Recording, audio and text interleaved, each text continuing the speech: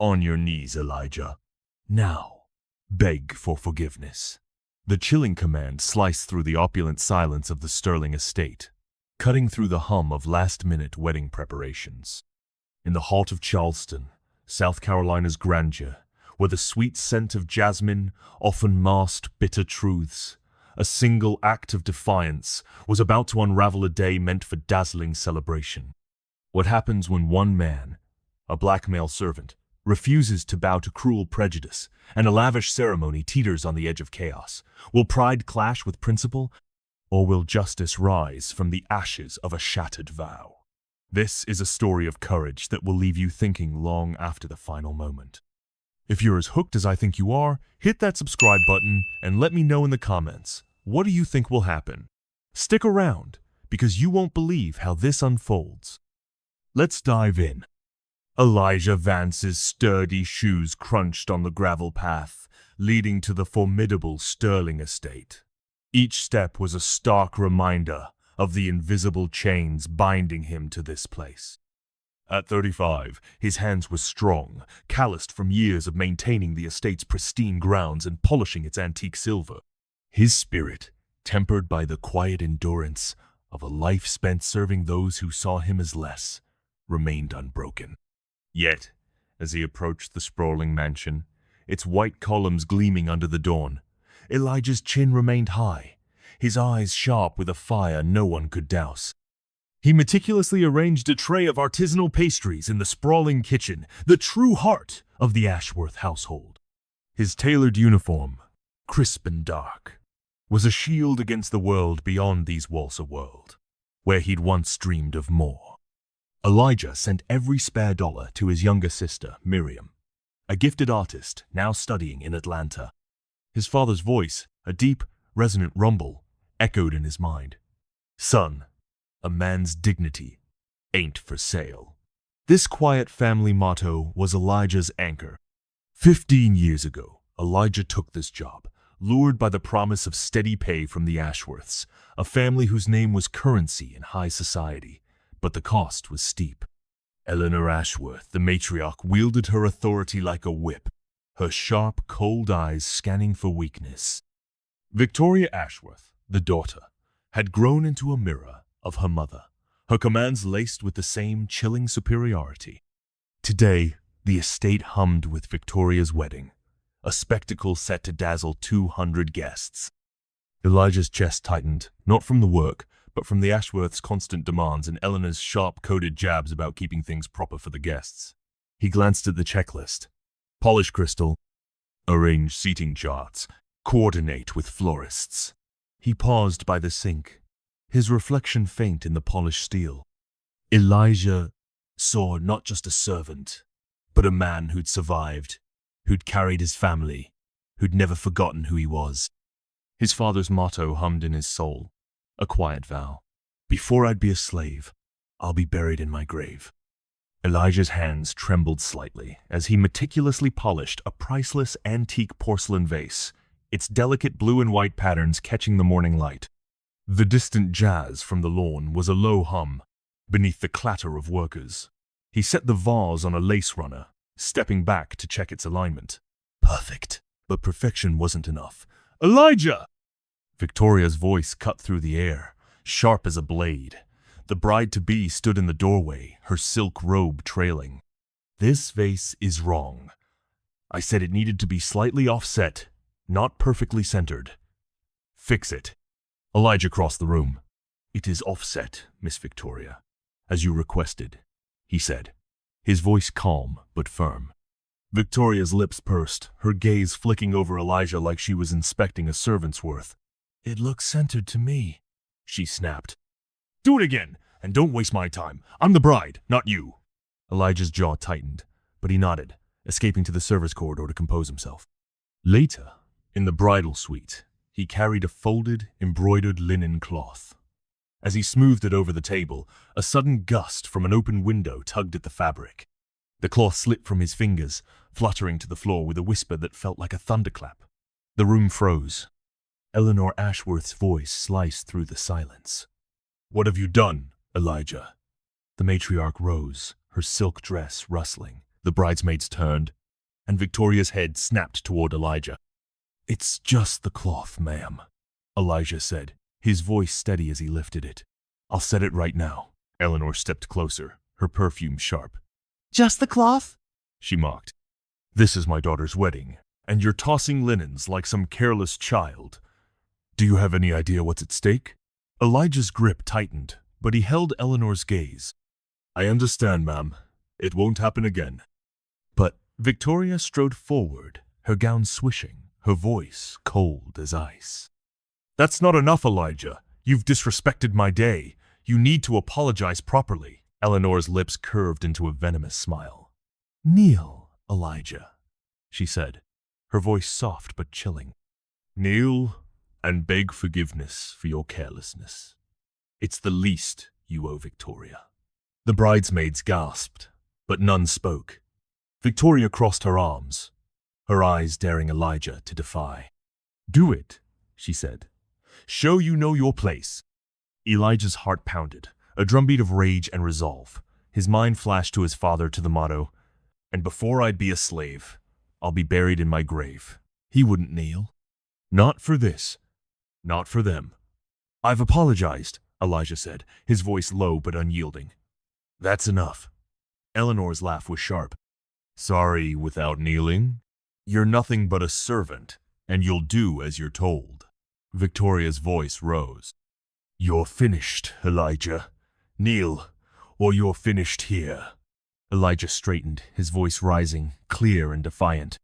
"I am a house manager, not a slave. I won't kneel to apologize for something so small, or for who I am." Eleanor's face twisted in fury. "You're fired!" she screamed. Victoria shrieked, "Get out of my house, you ungrateful!" Elijah turned and walked toward the door, his hands shaking, but his spine was iron. Elijah walked down the service corridor, Eleanor's scream still ringing in his ears. Samuel, the young assistant, burst from the kitchen door. "Mr. Elijah!" he called. "You ain't alone in this." Inside the kitchen, a dozen staff members stood in a tight circle. Grace, a veteran cook, stepped forward. "Samuel told us." "They wanted you to kneel for dropping a damn cloth?" "No, sir. That ain't right."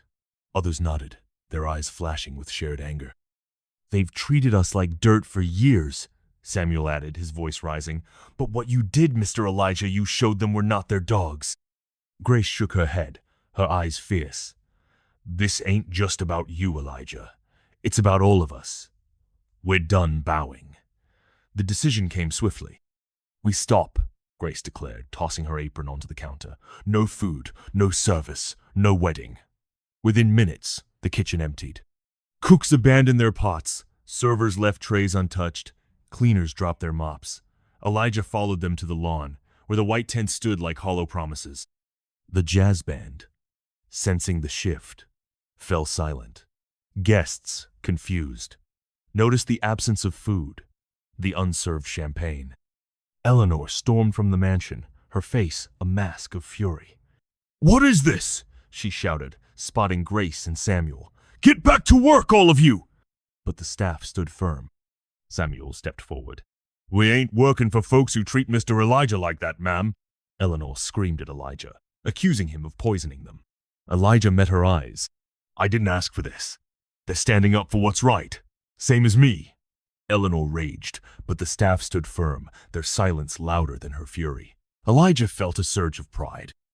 He hadn't planned this rebellion, but it was his now. Theirs. A fire spreading beyond the Ashworths' control. Inside the mansion, Mr. Julian Thorne, the groom, paced the foyer, his usual calm fraying as he caught whispers of the chaos outside. He cornered Samuel. "What's going on?" Julian asked.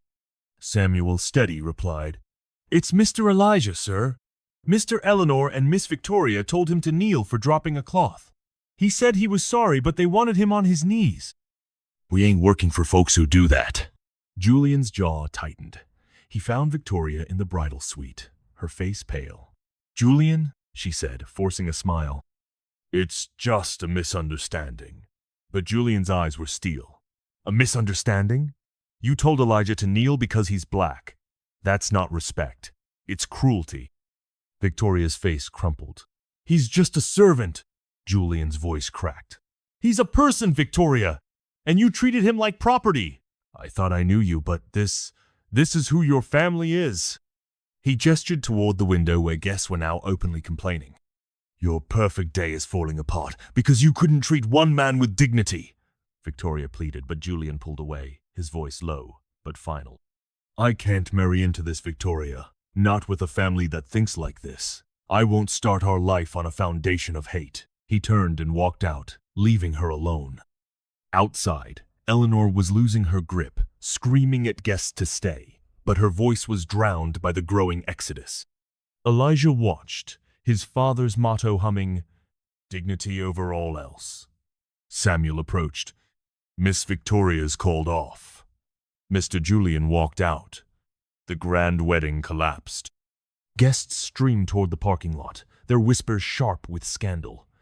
A woman snapped, "The Ashworths did this. They went too far." The sun dipped low, casting long shadows. Elijah felt his father's promise in his bones. He'd lost his job, but he'd gained something greater, a spark that had ignited others, a truth that couldn't be silenced. As the last guest's luxury SUV pulled out, a sleek black sedan with tinted windows paused briefly at the entrance. From within, a well-dressed man, unseen by Eleanor or Victoria, snapped a photo of the deserted lawn with his smartphone. This was Mr. Thomas Sterling, a silent partner in the Ashworth shipping empire, and the true owner of the Sterling estate. He had been quietly observing the entire debacle. His phone immediately typed a message. Eleanor Victoria, your behavior is unacceptable. The partnership is terminated. You have 72 hours to vacate my property. The screen then went dog. This was the real master of the house, and he had just delivered the final, devastating blow. The Sterling estate lay quiet under the Charleston dusk, its tents drooping, a silent testament to the wedding that never was. Elijah sat in his small apartment. His smartphone vibrated with messages. A post on Connectify, penned by a guest, had gone viral. Elijah Vance refused to kneel for a dropped cloth. The Ashworths' racism cancelled their own wedding. Thousands called him a hero. Grace, the cook, arrived with cornbread. You lit a fire, boy. We're all talking about it. You gave us guts. Elijah's throat tightened. I just did what I had to. You could lose everything. Grace's laugh was deep. Lose what? We're worth more. She revealed Mr. Davis, the lead event planner for the city hall, wanted him to manage his team. Elijah hesitated, then admitted, I'm thinking of something else. My own business. Maybe events done right, where nobody's ever made to feel small. Grace's eyes gleamed. That's the spirit. You do that, and we'll be your first crew. Across town, the Ashworths' mansion was a fortress under siege. Eleanor paced, snapping at staff, her phone ringing unanswered. Old friends kept their distance. The wedding's collapse had fractured their social empire. But the deepest cut came when Eleanor received a formal letter from Mr. Thomas Sterling, demanding they vacate the premises within 72 hours, citing breach of conduct. Her power was crumbling. Victoria sat in her room, staring at the Connectify post. Her fingers hovered over a message to Elijah. I'm sorry. I didn't mean for this. She sent it. Eleanor burst in, but Victoria quietly said, We ruined ourselves, Mother. Elijah didn't make us act that way. Eleanor's retort faltered a crack in her armor. Back at Elijah's, Samuel arrived, bright-eyed, recounting how Grace was rallying staff to support him. Pastor Jenkins from his old church arrived too, broad, smiling. Heard you're starting something big. We're backing you, Elijah. This Sunday, we're raising funds for your business. Elijah's eyes stung. His smartphone buzzed with an email from Mr. Julian Thorne. Elijah, your courage showed me the Ashworths' true colors. Thank you. Victoria's unread message remained on his phone. As night deepened, Elijah stepped outside his apartment. The Charleston sky, a canvas of stars, shimmered with possibility. He closed his eyes, his father's motto humming, Dignity over all else. He saw his father's proud smile, heard Miriam's laughter, felt the hands of Grace, Samuel, and countless others lifting him. The Ashworths had tried to break him, but they'd only forged him stronger. He'd lost a job but gained a calling, a community, a chance to build something new. Elijah walked down the sidewalk, his steps light, his heart full. The mansion that had caged him was behind him, its power dimmed, now truly in the hands of Mr. Thomas Sterling. Ahead lay Vance Events, a dream he'd make real, a business built on respect, integrity, and the understanding that true service comes from dignity. Victoria's message, Julian's gratitude, the church's support, they were threads in a larger story, one he was writing with every choice. He didn't know what other challenges waited, but he knew this: he'd never kneel again, and his song of dignity would echo far beyond Charleston's ancient oaks. And so, Elijah Vance walked into a future forged by courage, his defiance a beacon for all who dare to stand. The Ashworth's empire crumbled, but Elijah's rose, a testament to dignity's enduring power. Thank you, dear listeners, for joining this journey. Please hit that subscribe button and give us a like to keep these stories alive. Share your thoughts. Until next time, stay bold, stay true, and never kneel.